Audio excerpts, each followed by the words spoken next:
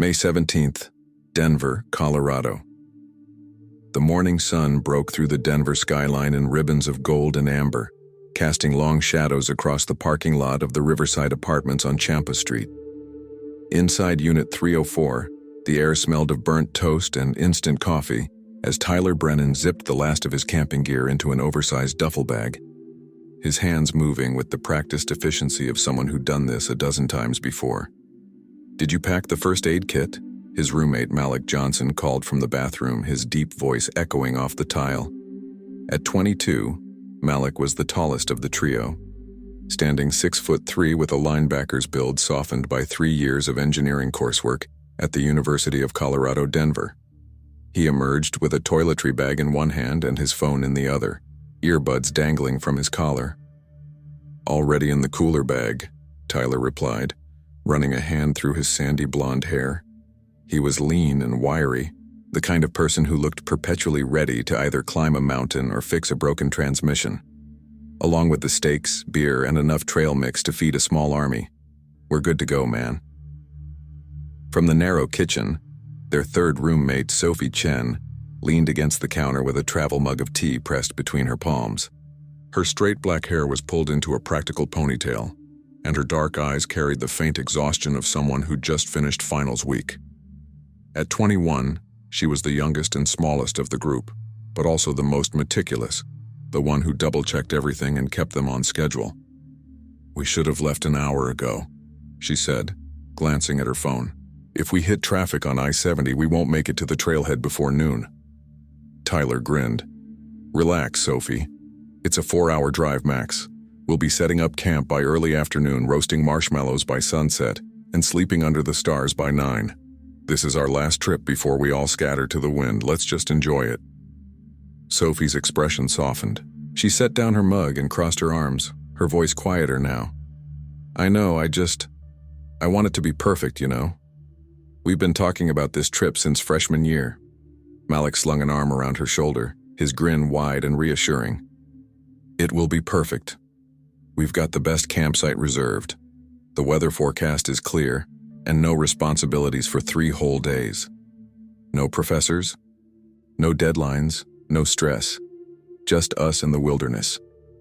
Tyler hefted his duffel over one shoulder and grabbed the cooler handle with his free hand. "Come on, let's load up the beast and get out of here." The beast was Tyler's pride and joy, a 2008 Ford Explorer with chipped navy blue paint, a dented rear bumper, and nearly 200,000 miles on the odometer. He'd bought it off Craigslist during sophomore year for $1,500 and had spent the last 2 years keeping it alive through sheer willpower and YouTube tutorials. The SUV sat in the parking lot like a faithful old dog, its roof rack already loaded with tents, sleeping bags, and a plastic bin full of cooking supplies. They worked in synchrony, years of living together translating into unspoken coordination. Malik secured the cooler in the back seat, while Sophie triple-checked the camping permits and maps on her phone. Tyler performed his ritual pre-trip inspection: tires, oil, windshield fluid, and a quick prayer to the automotive gods that the transmission wouldn't give out somewhere in the mountains. "All set?" Tyler asked, sliding into the driver's seat. Sophie climbed into the passenger side, buckling her seatbelt with a decisive click. "All set." Malik folded himself into the back, his knees pressed against the seat in front of him. "Let's do this." Tyler turned the key, and the Explorer's engine rumbled to life with a sound somewhere between a purr and a wheeze. He pulled out of the parking lot, merging onto the streets of downtown Denver as the city began to wake up around them.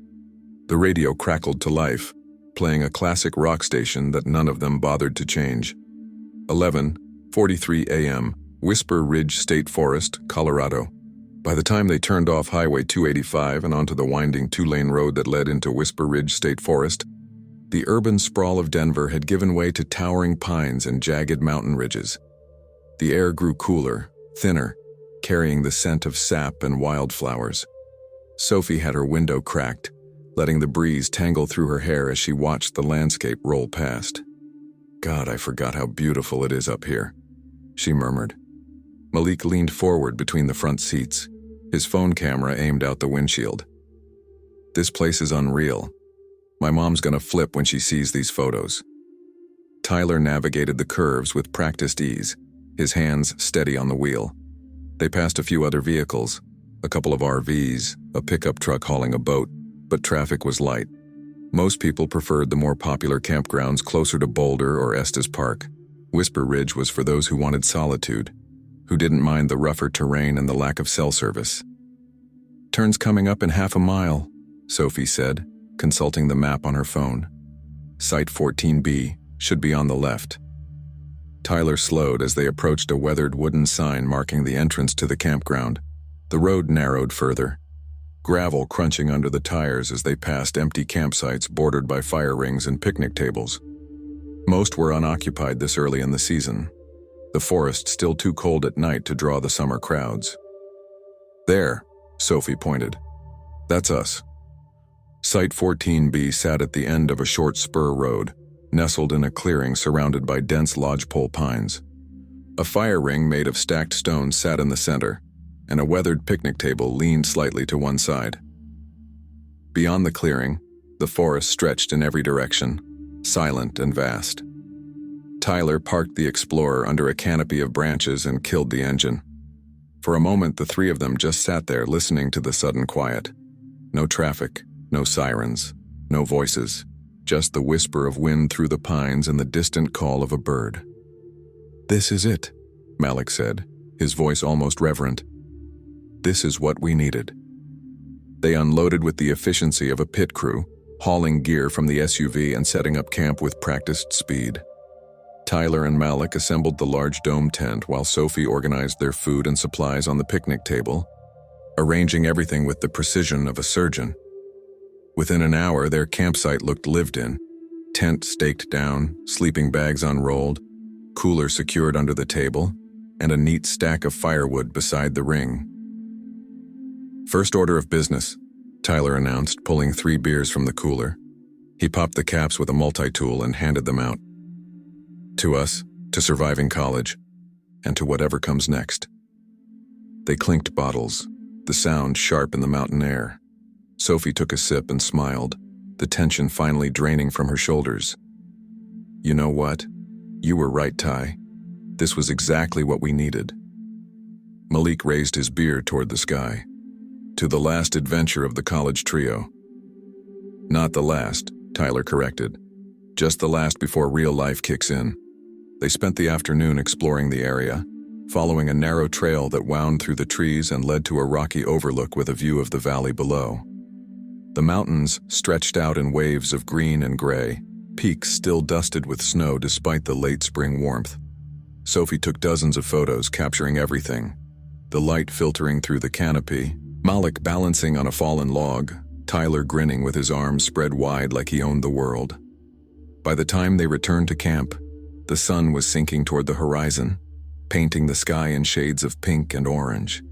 Tyler started a fire while Malik prepped the steaks, and Sophie set up her portable speaker, filling the clearing with soft indie music that blended with the crackling flames. They cooked over the fire, the steak sizzling on a grate propped over the coals, fat dripping and flaring in brief bursts of light. They ate with their fingers, passing around a bag of chips and trading stories, old memories from freshman year, embarrassing moments from failed exams, plans for the future that felt both thrilling and terrifying. As darkness settled over the forest, the temperature dropped and they huddled closer to the fire. Malik pulled out his phone and checked for signal out of habit, but the screen showed nothing but a single bar that flickered and died. "No service," he said with a shrug. "Guess we're officially off the grid." Sophie leaned back in her camp chair, her face illuminated by the firelight. "Good. I don't want to think about emails or job applications for the next 3 days." Tyler stood and retrieved his phone from the tent. "One last photo before we go full wilderness mode. Come on, get together." They gathered around the fire, shoulders pressed close, faces glowing in the warm light. Tyler held his phone at arm's length, angling it to capture the flames and the dark wall of trees behind them. "Say freedom, Uri," he said. "Freedom," they chorused, and the shutter clicked. Tyler glanced at the photo and grinned. "Perfect. I'm posting this." "You have service?" Sophie asked, surprised. Just enough. Took like 5 minutes to upload. He tapped out a caption. Last night of freedom before the real world. Whisper Ridge with the best crew. And hit share. Within seconds, the post went live on his Instagram, the glowing campfire photo appearing on the feeds of friends and family scattered across Colorado and beyond. None of them knew it would be the last image anyone would see of them together. The fire burned down to embers as the night deepened, and one by one, they retreated to the tent, zipping themselves into sleeping bags and letting the exhaustion of the day pull them under. Outside, the forest settled into its nocturnal rhythm, the hoot of an owl, the rustle of something moving through the underbrush, the endless whisper of wind through the pines. In the darkness, the campsite looked peaceful, idyllic, safe. But somewhere beyond the ring of firelight, something had shifted. The forest held its breath. And by morning, everything would change. May 18th, 7:42 a.m., Whisper Ridge Ranger Station. Ranger Jessica Harlow stood at the coffee maker in the small break room of the Whisper Ridge Ranger Station, watching the dark liquid drip into the pot with the patience of someone who'd learned that rushing anything in the mountains was pointless. At 37, she'd spent the last 12 years working these forests, and she knew their rhythms better than she knew the streets of the town where she'd grown up. The coffee finished brewing with a final hiss, and she poured herself a cup, inhaling the bitter steam. Through the window, she could see the parking lot beginning to fill with early-season visitors, retirees in pristine RVs, families with kids already bouncing with excitement, a few solo hikers checking their packs one last time before heading out. Memorial Day weekend was still a week away, but the forest was waking up from its winter sleep. Her radio crackled on her belt. "Jess, you copy?" She unclipped it and pressed the transmit button.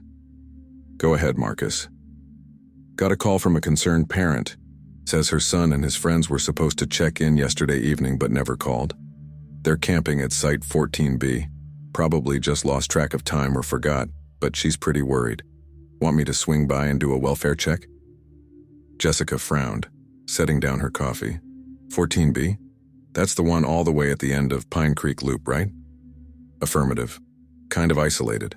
No cell service out there. "I'll take it," Jessica said. "I'm heading out on patrol anyway. I'll stop by and make sure they're okay." "Copy that. Thanks, Jess." She finished her coffee in 3 long gulps, grabbed her wide-brimmed hat from the hook by the door, and headed out to her truck. A white Ford F-250 with the Forest Service logo emblazoned on the door. The morning air was crisp and clean, carrying the promise of a warm afternoon. She climbed into the cab, started the engine, and pulled out of the lot, following the main road deeper into the forest. The drive to Site 14B took 20 minutes, the road narrowing and roughening as she left the more developed areas behind. She passed a few occupied campsites, waving to the early risers who were already cooking breakfast over portable stoves or packing up for a day hike. By the time she reached the turnoff for Pine Creek Loop, the forest had grown denser, the canopy blocking out most of the sky. She spotted the Explorer first, a battered navy blue SUV parked under the trees, its roof rack still loaded with gear. The sight of it eased some of her concern. At least they hadn't driven off somewhere without telling anyone. She parked her truck beside the SUV and stepped out, boots crunching on the gravel. "Hello?" she called, her voice carrying across the clearing. "Forest Service. Anyone here?" Silence. Jessica walked toward the campsite, her eyes scanning the scene with the practiced assessment of someone trained to notice details. The tent was still standing, its door zipped shut. The picnic table was cluttered with food supplies, a half-empty bag of chips, a jar of peanut butter, a stack of paper plates. The cooler sat underneath, its lid slightly ajar. 3 camp chairs were arranged around the fire ring, but they were knocked over, lying on their sides as if everyone had stood up suddenly and never bothered to right them. Her frown deepened. "Hello?" She called again, louder this time. "Tyler Brennan? Malik Johnson? Sophie Chen?" Still nothing. She approached the tent and unzipped the door, crouching to peer inside. 3 sleeping bags were laid out, one of them still unzipped and rumpled as if someone had climbed out in a hurry. Personal items were scattered around: a flashlight, a paperback book, a charging cable, but no people. Jessica straightened and keyed her radio. "Marcus, you there?" "Go ahead, Jess." "I'm at 14B. The campers aren't here, but their gear is. Tents still up, food still out, vehicles still here. Looks like they left in a hurry, though. Chairs are knocked over." A pause. "Maybe they went for a hike." "Maybe," Jessica said, though something in her gut twisted with unease. "But who leaves their camp like this? Food out, cooler open? That's how you attract bears." "You want me to send backup?" "Not yet. I'm going to walk the perimeter, see if I can spot them.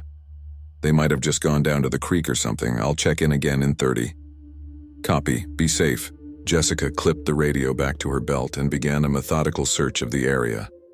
She circled the campsite in widening loops, looking for footprints, broken branches, any sign of which direction they might have gone.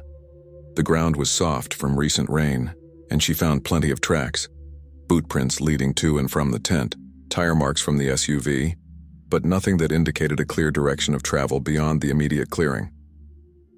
She walked down the narrow trail that led toward Whisper Creek, a shallow stream that ran through this section of the forest. The path was well worn, lined with ferns and moss-covered rocks. After about 10 minutes, she reached the creek, its water clear and cold, burbling over smooth stones. But there was no sign of the campers. Jessica stood at the water's edge, hands on her hips, her unease growing into something heavier. She'd worked search and rescue operations before. She knew the statistics. People got lost in these mountains all the time, distracted by the beauty, overconfident in their navigation skills, underprepared for how quickly conditions could change. But this felt different. This felt wrong. She returned to the campsite and began a more thorough examination. She checked the cooler, still half full of food, ice mostly melted but the contents still cold. She opened the SUV, unlocked, keys in the ignition, personal items scattered across the seats. A phone charger, a pair of sunglasses, a University of Colorado Denver parking pass hanging from the rearview mirror. No phones, no wallets, no keys. Jessica pulled out her own phone and snapped photos of the scene: the overturned chairs, the open cooler, the undisturbed tent. She forwarded them to Marcus along with a text: "This doesn't feel right. Putting in a formal welfare check request. Need to escalate." The response came back within seconds. "Understood. I'll notify the sheriff's office." May 18th, 2:15 p.m., Summit County Sheriff's Office. By early afternoon, Jessica's concern had escalated into a full search operation. Sheriff's Deputy Aaron Vasquez arrived at Site 14B with 2 other deputies and a search and rescue coordinator named Linda Ortiz, a wiry woman in her 50s with sun-weathered skin and sharp gray eyes. Linda stood in the center of the campsite, hands on her hips, surveying the scene with the kind of calm intensity that came from decades of experience. "Walk me through it," she said to Jessica. Jessica recounted everything: the call from the concerned parent, the abandoned camp, the lack of phones or wallets, the overturned chairs. "I checked the immediate area, creek, trails about a quarter-mile radius. Nothing. No signs of struggle, no blood, no indication of wildlife involvement. It's like they just stood up and walked away." Deputy Vasquez, a stocky man with a thick mustache, crouched beside the fire ring and examined the ashes. "Fire's completely cold. Been out for hours, maybe overnight. If they left this morning, they would have cleaned up or at least closed the cooler." Linda nodded slowly. "What about the vehicle?" "Keys in the ignition, unlocked. Nothing missing as far as I can tell. But no phones, no wallets, no personal electronics except what's charging in the tent." Linda's jaw tightened. "So they took their phones and left everything else. That suggests intention. They meant to leave, at least temporarily. But why knock over the chairs? Why leave food out?" No one had an answer. "All right," Linda said, clapping her hands together. "We're treating this as a missing persons case. I want a grid search starting from this campsite, expanding outward. Focus on trails, water sources, and any areas where someone might lose their footing. Deputy Vasquez, I need you to contact the families, get recent photos, medical information, any history of mental health issues or risky behavior. Ranger Harlow, I want you to pull the campground registry, see if anyone else was staying nearby who might have seen or heard something. On it, Jessica said. The search began in earnest. By late afternoon, a team of 12 volunteers had joined the effort, spreading out through the forest in organized lines, calling the names of the missing campers and sweeping the underbrush with walking sticks. A drone operator launched a small quadcopter equipped with a thermal camera, flying grid patterns over the densest sections of trees. Nothing. As the sun began to set, painting the forest in shades of amber and shadow, Linda called the team back to the campsite. Faces were drawn, voices quieter now. The initial optimism, the hope that this was just a misunderstanding, that the campers would emerge from the trees laughing and embarrassed, had faded into something grimmer. We're losing light, Linda said, addressing the group. We'll resume at first light tomorrow with additional resources. K9 units are being mobilized and will expand the search radius to 5 miles. If you have any information, anything at all, you come to me immediately. Jessica stood at the edge of the clearing, staring into the darkening forest. Somewhere out there, 3 young people were missing. Whether they were lost, injured, or something worse, she didn't know. But every instinct she had was screaming that time was running out. She thought about the photo Tyler had posted, the 3 of them smiling around the campfire, faces glowing with warmth and life. That had been less than 24 hours ago. Where were they now? May 19th, 6:30 a.m., Search Command Post. By the next morning, the search had transformed into a full-scale operation. A command post had been set up in the parking area near the ranger station, with tables covered in maps, radios crackling with constant chatter, and volunteers arriving by the dozens. News vans from Denver had made the trek up into the mountains, their satellite dishes gleaming in the early light. Jessica stood beside Linda, watching as 3 K9 units were unloaded from a transport van. The dogs, 2 German Shepherds and a Belgian Malinois, strained at their leashes, eager to work. Their handlers, dressed in tactical gear, conferred quietly with Linda, reviewing maps and scent articles. We've got clothing from their apartment, one of the handlers, a tall man named Greg, said. He held up 3 sealed plastic bags containing shirts provided by the families. We'll start at the campsite and let the dogs work outward. If there's a scent trail, they'll find it. Linda nodded. Good. Coordinate with the drone team. We've got aerial coverage focusing on the northeast quadrant. There's a series of ravines and old logging roads that direction. If they wandered off trail, that's the most likely area. The search teams fanned out, moving with grim determination. The dogs worked methodically, noses to the ground, pulling their handlers along trails and through clearings. By midday, one of the dogs, a German Shepherd named Duke, had picked up something near the eastern edge of the original search grid. Greg's voice crackled over the radio. We've got a hit. Duke's tracking something, moving northeast about a mile from the campsite. Jessica's heart jumped. She grabbed her radio. Copy that. We're en route. She and Linda hiked quickly through the forest, following the GPS coordinates Greg had transmitted. After 20 minutes, they found him standing on a narrow, overgrown path that barely qualified as a trail. Duke sat at his handler's feet, panting but alert. What is it? Linda asked. Greg pointed down the path. Duke followed the scent here, but then it just stops, or diffuses, like they got into a vehicle. Jessica's stomach dropped. A vehicle? Out here? This used to be an old logging road, Greg said. Hasn't been maintained in years, but it's still passable if you've got 4-wheel drive. It winds down into the valley and eventually connects to Forest Service Road 342. Linda pulled out her map and traced the route with her finger. If they drove down this road, they could have ended up miles from here. But why? Why leave their camp and drive somewhere else without telling anyone? And where's their SUV? Jessica added. It's still at the campsite. Greg shook his head. I don't know, but Duke doesn't lie. The scent trail leads here and then vanishes. Either they got into another vehicle or... He didn't finish the sentence. He didn't need to. Linda keyed her radio. All units, we've got a new lead. Expanding search to include Forest Service Road 342 and all connecting logging roads. I want every inch of those routes checked. Tire tracks, disturbed vegetation, anything. The search shifted again, resources spreading thinner as the area of focus grew exponentially. Volunteers combed the logging roads on foot and in ATVs, eyes scanning for any sign of the missing campers or the mysterious vehicle that might have taken them. Days blurred together. Search teams rotated in and out, exhaustion etched into every face. The media coverage intensified, the story spreading across Colorado and then nationally. 3 college students vanished from mountain campsite. The families arrived, setting up a makeshift vigil at the command post, their faces hollow with fear and sleepless nights. Tyler's mother, a small woman with graying hair and red-rimmed eyes, sat in a folding chair beside the command tent, clutching her son's high school graduation photo.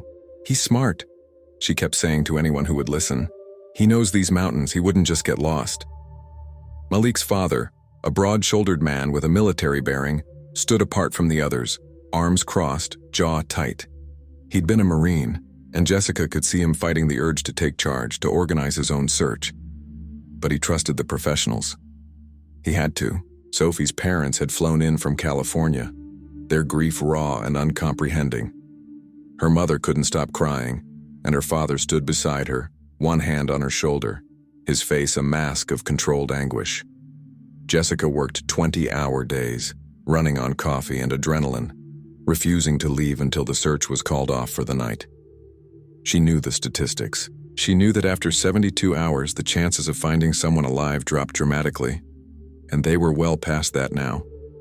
On the 4th day, the search radius expanded to 10 miles. On the 7th day, volunteers began to drop off, returning to their jobs and families, the initial surge of community support fading into grim reality.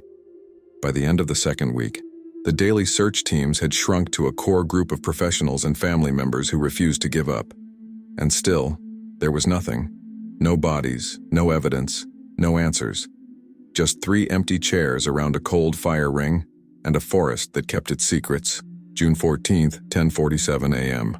Whisper Ridge State Forest. 4 weeks had passed since Tyler Brennan, Malik Johnson, and Sophie Chen had vanished from their campsite, and the search had evolved from a frantic rescue operation into something more somber, a recovery mission tinged with the bitter acceptance that hope was fading with each passing day. The command post that had once buzzed with activity now felt almost abandoned. Most of the volunteers had returned to their lives. The news vans had moved on to fresher tragedies, and the families had retreated to hotels in nearby towns, waiting for the call that everyone knew was coming, but no one wanted to receive. The search had been scaled back to weekend operations, with a skeleton crew of dedicated volunteers and search and rescue professionals refusing to give up entirely. Ranger Jessica Harlow had aged in those 4 weeks. New lines had appeared at the corners of her eyes, and her uniform hung a little looser on her frame. She'd lost weight, sleeping poorly and eating less, haunted by the faces of 3 young people who had simply disappeared from her forest. She stood now at the edge of the command post, sipping lukewarm coffee from a thermos and staring at the map pinned to the bulletin board. A topographical representation of Whisper Ridge covered in colored pins and hand-drawn search grids that had expanded like ripples in a pond, reaching farther and farther with no results. Linda Ortiz approached from behind, her boots crunching on the gravel. "We've got a new team heading out this morning," she said quietly.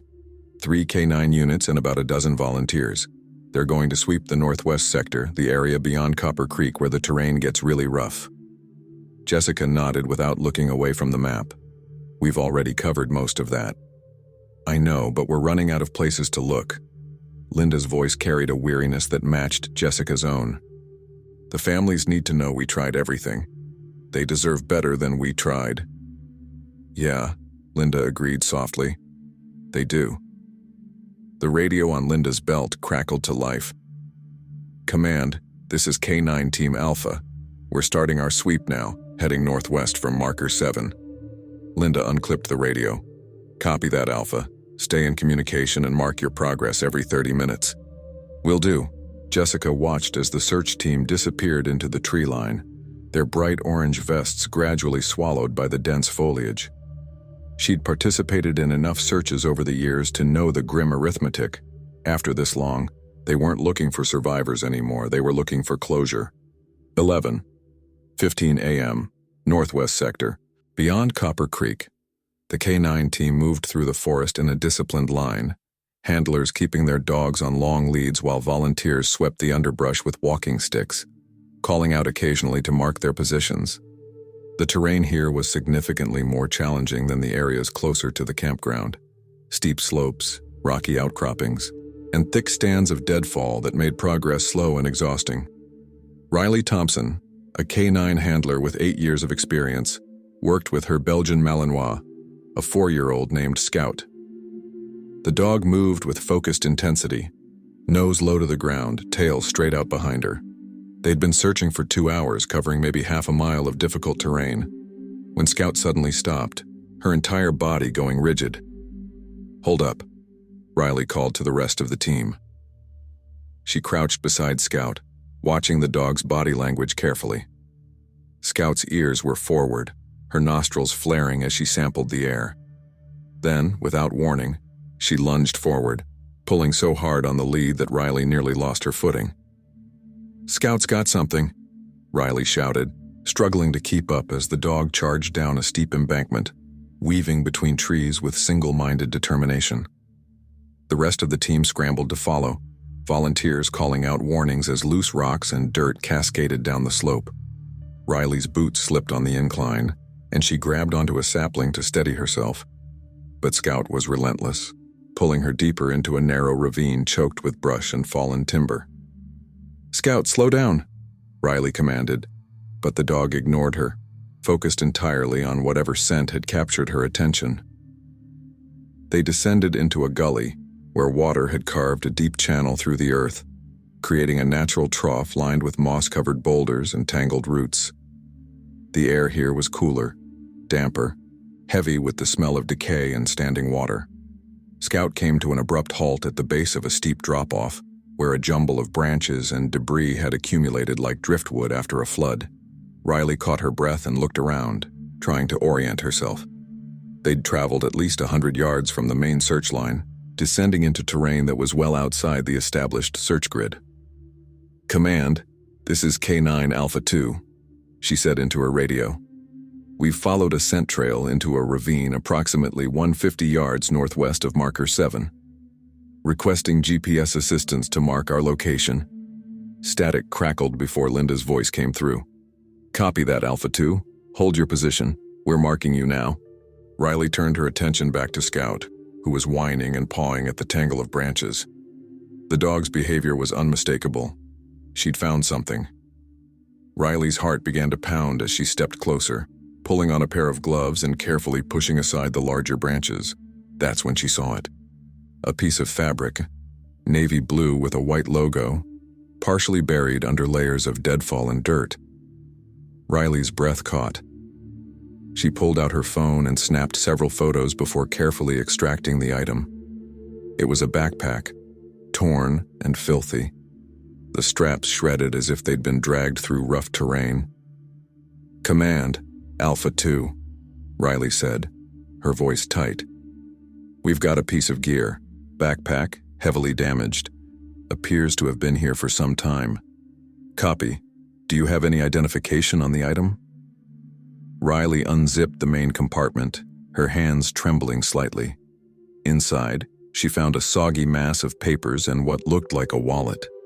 She carefully extracted it, opening the leather folds to reveal a Colorado driver's license sealed in a plastic window. The photo stared back at her, a young man with sandy blonde hair and a broad smile. Tyler Brennan.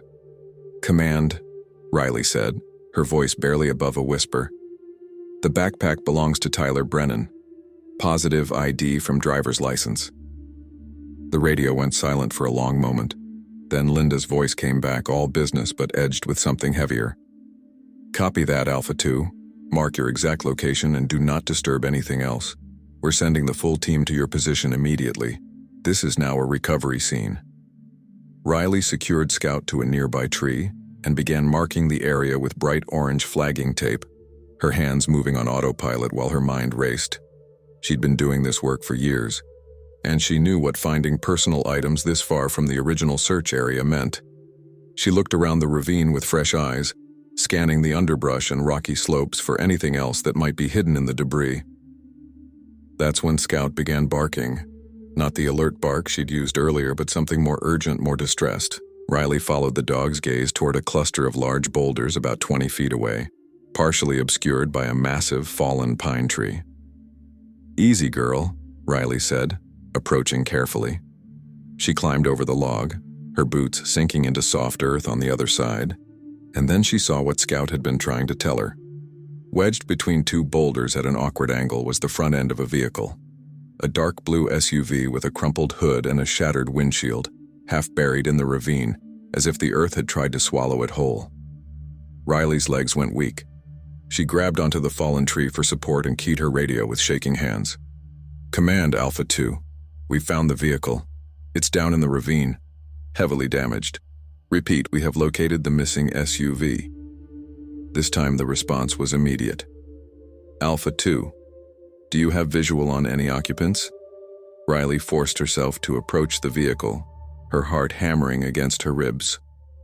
The driver's side door was wedged against a boulder, but the passenger side was partially accessible. She shined her flashlight through the shattered window, the beam cutting through the shadows inside. The interior was a chaos of shattered glass, deployed airbags, and scattered belongings. A tangled mess of camping gear, clothing, and personal items that had been thrown around during what must have been a violent crash. But no bodies. The seats were empty. "Negative," Riley said, relief and confusion flooding through her in equal measure. "No occupants visible in the vehicle." "Copy. Stand by." Riley backed away from the SUV and took in the scene with a trained eye. The vehicle had clearly plunged down the embankment, probably at significant speed, and had tumbled or slid until it wedged between the boulders. Branches were snapped and scarred all along the slope above, marking the path of destruction. How the hell had the ground search teams missed this? She pulled out her GPS unit and checked their coordinates, her stomach sinking as she realized the truth. They were more than 2 miles from the original campsite, well outside the initial search radius in a narrow ravine that was invisible from the air and nearly inaccessible on foot. Within 20 minutes, the ravine was swarming with searchers. Linda Ortiz arrived first, her face grim as she assessed the scene.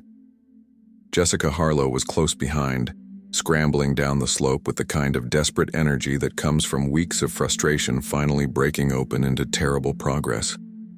"Jesus," Jessica breathed, staring at the wrecked Explorer. "How did they end up all the way out here?" "That's what we need to figure out," Linda said.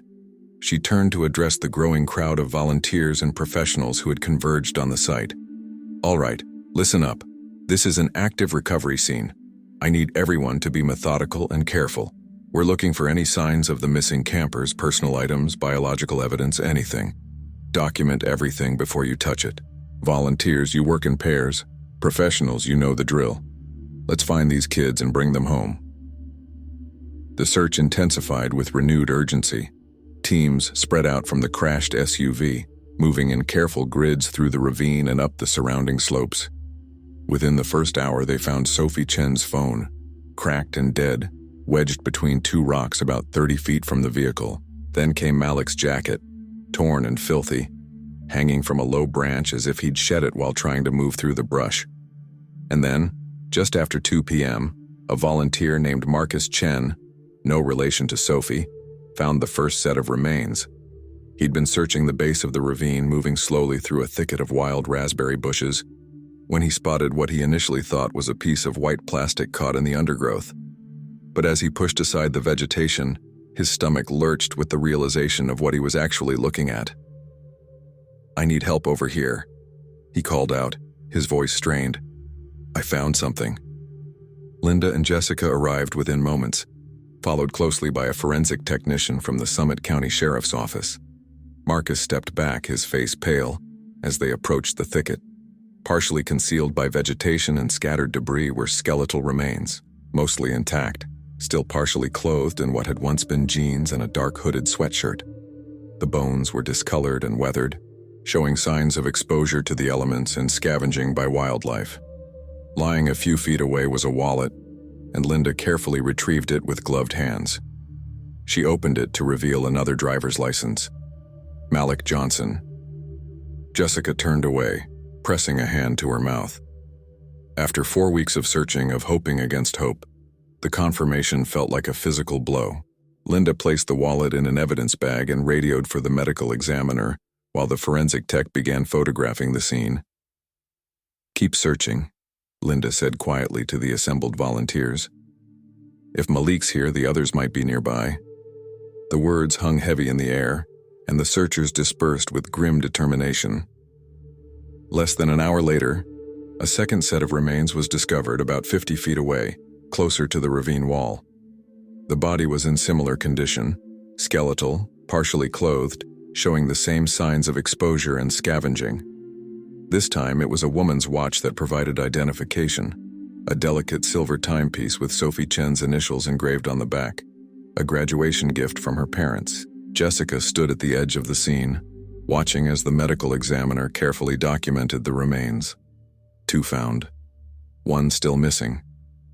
She looked around the ravine, her eyes scanning the slopes and the thick vegetation. Where was Tyler? As if in answer to her unspoken question, one of the K9 teams, a German shepherd named Duke working with his handler Greg, picked up a scent trail leading away from the cluster of remains. Duke pulled Greg up the slope, away from the crash site, following a path that zigzagged through the trees as if someone had been wandering without clear direction. "We've got a trail," Greg called out, heading northeast, away from the vehicle. A team followed Duke and Greg as they climbed out of the ravine and into a section of forest thick with underbrush and deadfall. The trail was difficult to follow, meandering and uncertain, but Duke was insistent. They'd traveled about 100 yards when Duke stopped abruptly at the edge of a small clearing, where a massive old-growth pine had fallen years ago, creating a natural hollow beneath its trunk. Greg approached cautiously, his flashlight cutting through the shadows under the log. What he saw made him stop cold. A third set of remains lay curled in the hollow, partially covered by leaves and debris, as if the person had crawled there seeking shelter and never emerged. The clothing was more intact than the others. A torn flannel shirt, hiking boots, jeans, and nearby was a camping knife and a small first aid kit, its contents scattered. No ID was immediately visible, but the forensic team didn't need it. Process of elimination left only one possibility: Tyler Brennan. By the time the sun began to set, all 3 bodies had been located, documented, and carefully removed from the scene by the medical examiner's team. The ravine, which had been a hive of activity throughout the afternoon, grew quiet as the last of the searchers made their way back up to the command post. Jessica stood alone at the crash site, looking at the wrecked Explorer in the fading light. The vehicle's position told a story: a desperate plunge down an impossible slope, a violent impact that had shattered the windshield and crumpled the hood, and then the awful aftermath as 3 young people, injured and disoriented, had tried to survive in one of the most remote sections of the forest. "Why were you out here?" she whispered to the empty air. "What happened?" June 14th, 8:30 p.m., Summit County Sheriff's Office. Sheriff Daniel Cortez sat at his desk, staring at the preliminary report from the recovery scene. Around him, his office was quiet, the normal bustle of the department subdued by the weight of the day's discovery. Across from him sat Linda Ortiz and Jessica Harlow, both looking as exhausted as he felt. "The medical examiner says it'll take a few days for the full autopsy reports," Cortez said, his voice rough. "But preliminary assessment suggests the deaths occurred within a few days of their disappearance. Injuries consistent with a motor vehicle accident, blunt force trauma, possible internal injuries. One of them, Malik Johnson, appears to have survived the initial crash but died from injuries and exposure. Sophie Chen as well. Tyler Brennan made it the furthest from the vehicle, but ultimately succumbed to his injuries. So they all died out there," Jessica said quietly. "Alone in the forest." "Appears that way." Cortez rubbed his temples. The question is, how the hell did they end up in that ravine in the first place? That's miles from their campsite and completely off any established road or trail. Linda pulled out a map and spread it across the desk. "The crash site is here," she said, pointing to a red X she'd marked. "Their campsite was here. The distance between them is about 2.5 miles as the crow flies, but there's no direct route. To drive from the campsite to that ravine, you'd have to navigate a series of old logging roads that aren't on any GPS and haven't been maintained in decades." "Why would they do that?" Jessica asked. "They had everything they needed at the campsite, why leave?" "That," Cortez said, "is what we need to figure out. We recovered several personal items from the scene. Phones, a camera, possibly a dash cam. If we can extract any data from them, we might get some answers." He stood and walked to the window, looking out at the darkened street. "Tomorrow we notify the families, and then we start piecing together what happened to these kids. They deserve that much." Jessica and Linda nodded, but none of them spoke the thought that hung in the room. That sometimes, even with all the evidence in the world, the forest kept its darkest secrets. June 15th, 9:00 a.m., Colorado Bureau of Investigation Digital Forensics Lab, Denver. The sterile white room hummed with the quiet efficiency of computers and climate control systems. Detective Sarah Martinez stood beside a workstation where forensic analyst Kevin Cho was carefully examining the contents of 3 sealed evidence bags. Inside were the electronic devices recovered from the ravine: 2 smartphones with cracked screens, a GoPro camera with a shattered lens, and most importantly, a small black dashcam that had been mounted to the windshield of Tyler Brennan's Explorer. "How bad is it?" Martinez asked, her arms crossed as she watched Kevin carefully remove the dashcam from its protective bag. Kevin turned the device over in his gloved hands, examining it under a magnifying lamp. "The casing is cracked, but the internal components look intact. The SD card might be salvageable. As for the phones," he gestured to the 2 smartphones on the table. "These were exposed to the elements for 4 weeks. Water damage, possible corrosion. I'll do what I can, but no promises." "Start with the dash cam," Martinez said. "That's our best bet for understanding what happened." Kevin nodded and carefully opened the device, extracting a micro SD card with a pair of precision tweezers. He inserted it into a card reader connected to his workstation, and lines of code began scrolling across the screen as the computer attempted to access the data. Martinez watched the progress bar creep forward, her jaw tight. She'd been assigned to this case that morning, tasked with determining whether the deaths were purely accidental or if there were any factors that warranted further investigation. 3 college kids dead in the wilderness after driving miles off course. It didn't sit right. People didn't just abandon a perfectly good campsite and drive into the forest without reason. "Got something," Kevin said, his fingers flying across the keyboard. "The card is damaged, but I'm recovering fragments. Looks like video files. Multiple recordings from May 17th and 18th. Can you play them? Give me a minute." Kevin worked in silence, running recovery software to reconstruct the corrupted files. After several tense minutes, he leaned back. "Okay, I've got 3 files that are at least partially intact. The first one is from May 17th. Timestamp shows 11:52 p.m. That's the night they arrived." He clicked play and the monitor filled with grainy dashcam footage. The image showed the view through the Explorer's windshield, darkness broken only by the vehicle's headlights illuminating a narrow dirt road bordered by dense forest. The timestamp in the corner read, 11:52:47 p.m. Tyler's voice came through the speakers, sounding relaxed and slightly tired. "I'm telling you guys, this shortcut is totally legit. My buddy Jake used it last summer. Cuts like 30 minutes off the drive back to Denver." "I don't know, man," Malik's voice responded from somewhere in the back seat. "This road doesn't look maintained. What if we get stuck?" "We won't get stuck. The beast can handle anything." There was a pause. Then Tyler's voice again, more uncertain. "Although, it is getting pretty foggy out here." The footage confirmed his observation. A thick mist had begun rolling across the road, reducing visibility to maybe 20 feet ahead. The headlights created strange halos in the fog, and shadows seemed to move between the trees. Sophie's voice tinged with anxiety. "Tyler, maybe we should turn around. This doesn't feel right." "We're fine. The GPS says—" Tyler's voice cut off abruptly. The footage showed the road ahead disappearing into the fog, and then something changed. The texture of the surface beneath the tires shifted from packed dirt to loose gravel, and the Explorer began to bounce more roughly. "Tyler, the road," Malik started. I see it. Tyler's voice was sharp now, alarmed. The headlights caught something ahead. Not a road, but what looked like an overgrown trail, barely wide enough for the vehicle. Branches scraped against the sides of the Explorer with an audible screech. "Stop the car!" Sophie shouted. "I'm trying! The brakes!"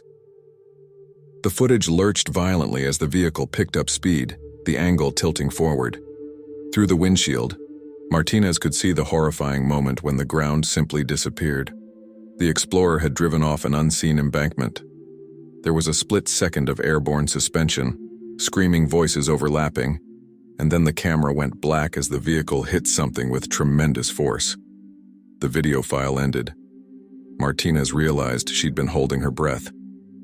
Jesus Christ. They drove off a cliff in the fog. Kevin's face was pale. There's more. Second file, timestamp 12:47 a.m., about an hour after the crash. He opened the second video. This time the footage was disoriented. The camera at a strange angle because the Explorer had come to rest tilted on its side against the boulders. The windshield was completely shattered, and through the broken glass, Martinez could see darkness and the beam of a flashlight moving erratically. Heavy breathing filled the audio, ragged and panicked. Then Tyler's voice, thick with pain. "Malik? Sophie? Can you hear me?" "I'm here." Malik's voice strained. "My leg. I think it's broken. I can't move it." "Sophie?" A groan, then Sophie's voice weaker than the others. "I'm bleeding.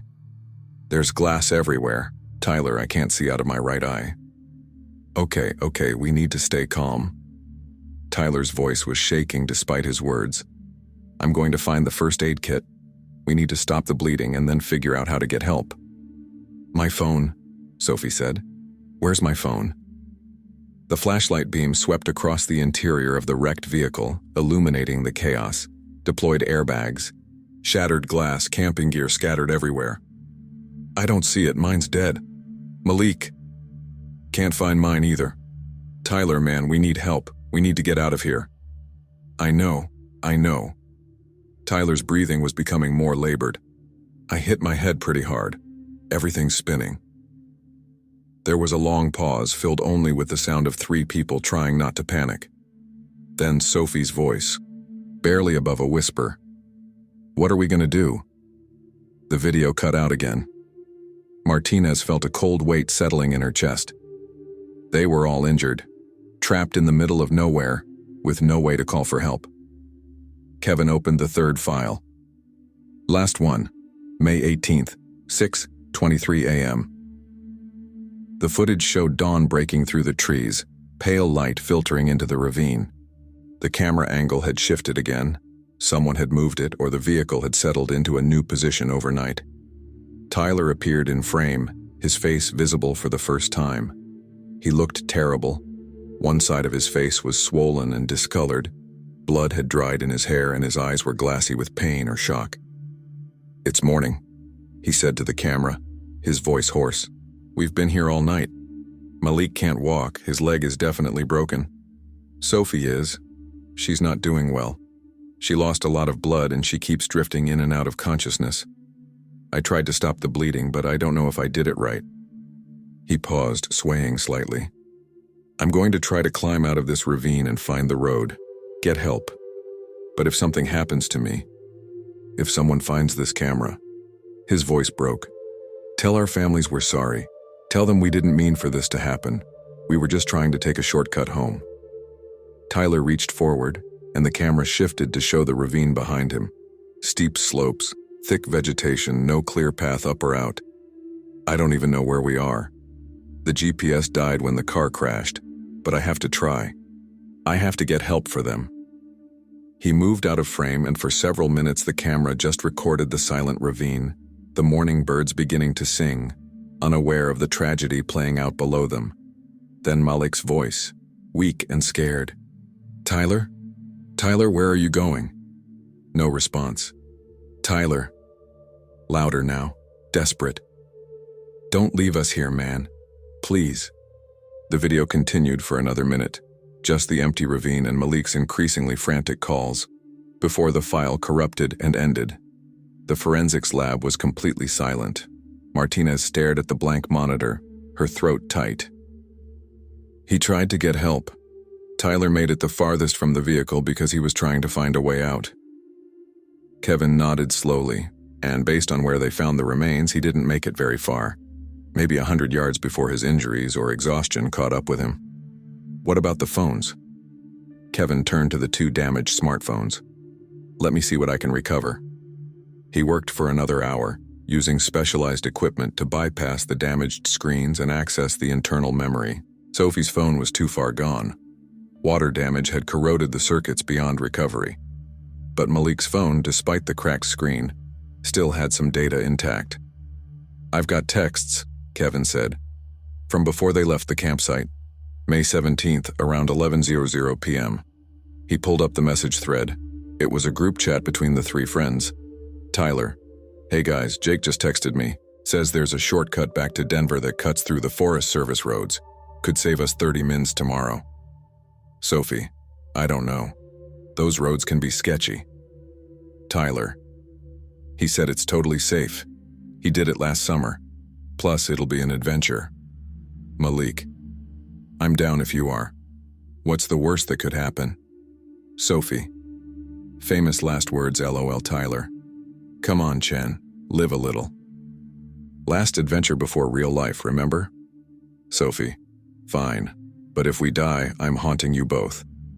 Martinez closed her eyes. They left the campsite voluntarily, decided to take a shortcut home using logging roads that weren't on any official maps. Probably figured they'd drive for a bit, realize it was a bad idea, and turn around. Except they got caught in fog and drove off an embankment before they could turn back. Kevin finished. And once they were in that ravine, injured and without communication, they didn't stand a chance. "What about that text from Jake? Can we trace it?" Kevin scrolled through the phone records.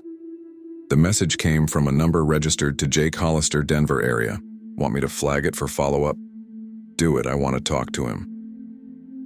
June 16th, 2:00 p.m., Denver Police Department. Jake Hollister sat across from Detective Martinez in a small interview room, his leg bouncing nervously under the table. He was 23, with the kind of casual confidence that came from never experiencing real consequences. That confidence was crumbling now under Martinez's steady gaze. I told him it was safe," Jake said, his voice cracking.